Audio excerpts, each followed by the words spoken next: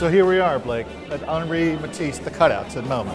A little popular this show, maybe? 500,000 people plus at the Tate earlier this summer. Okay, you think we'll break the record? You know me in popularity, right? If people like the art, it's got to be bad art. Yeah, That's my don't. basic line. You don't like ice cream, I get that. Right, give me anchovy ice cream. I think we're looking at a photograph. I think this whole show is mostly a show of photographs. Once these things have been glued flat onto a surface and can't change ever again, and they're taken away from Matisse, we're looking at documentation of performance, which makes them photographs. You finally said something smart about Matisse. I think that's actually right. It wasn't necessarily intended to be finished work. It was studies for other things. And so in that way, not only is it similar to performance, but it's very similar to conceptualism. Yeah. Right? Yeah. It sort of antedates it. There's always the line, my 6-year-old could do this, Yeah. right? You know, but your 6-year-old could do this if he had another sort of like 78 years of experience being Matisse in this case. It's a hell of a 6-year-old. Hell of a 6-year-old. Not just our job, but the job of every single person in this place is to unsettle Matisse. Okay, that's also the job of beauty. There you go. Go ahead, squirm. Mr. Beautiful. You know, it's an active thing. You're an active participant in the experience. That's what the beautiful's about. Then what's beauty for? It seems to me just that kind of becomes a catch-all. It means, you know what beauty means? It means I like it. If you say something's beautiful, you're basically just saying I like it. No, it means you're overwhelmed by it. You know, that's what sublimity's about. There you're wrong. So Christian, I think that this is the room that really gets what the Matisse cutouts are all about. They're dismembered bodies here. It seems to me this can be read just as easily about illness, about his inability to get into a swimming pool. What we're doing here is talking about an old man who can't sort of exercise the hand in the way that he used to, but has found this medium to do what he used to be able to do and to communicate this almost synesthetic experience of being at a pool, right? And doing it at home.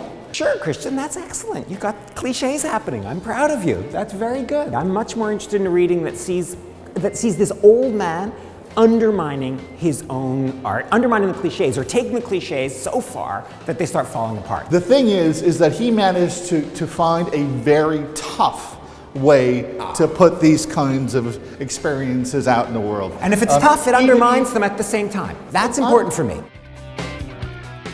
Icarus, 1943, the fall of Icarus. Unlike the other pieces, it's not glued, yeah? It's fastened by pins. It still has its pins, which I think is really important. If you take the pin away, it sort of falls apart. Which is amazing. It is amazing for a specifically with masterpiece, this piece. Oh, an yeah. official masterpiece that is temporary. It does give you the definitive sense of impermanence that a lot of other pieces don't give you in this show. And it's about impermanence as an image at the same time, right? It's about falling out of the sky. It's about falling apart. It's all this stuff that's moving through space, and that's what the work is about. It's about the possibility of these pieces falling off. Yes. This is Matisse becoming nature, making things. Yes. And as a result, the things look natural. Yes. They're not perfectly symmetrical. They're accidental. This is as natural as a piece of algae.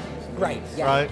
Which is what you want. Formed with Matisse as God. The artist as a god, eh? Yeah, the artist says And other demiurge. cliches. Yeah, Other cliches. Yeah, thanks for the cliche, man. All right. My take on the Matisse cutouts is that they're all about something he did. They're not about the objects in this show at all. This show is an amazing show of just the most easeful stuff that manages to squeeze out from elemental materials, just scissors and pins and paper. They're about the performance, the making, that moment that's lost. And all these are is kind of sad little records of a moment from the past. Just the most raucous kind of beauty. There's a real toughness in that.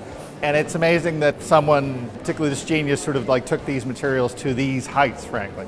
What I miss, I guess, in this show is the sense you get from the photographs of utter chaos in Matisse's studio. I mean, these things were put on the wall with paintings, with drawings, with all sorts of stuff. It was a mess. And what I'd like to recapture is the sense of Matisse as messmaker.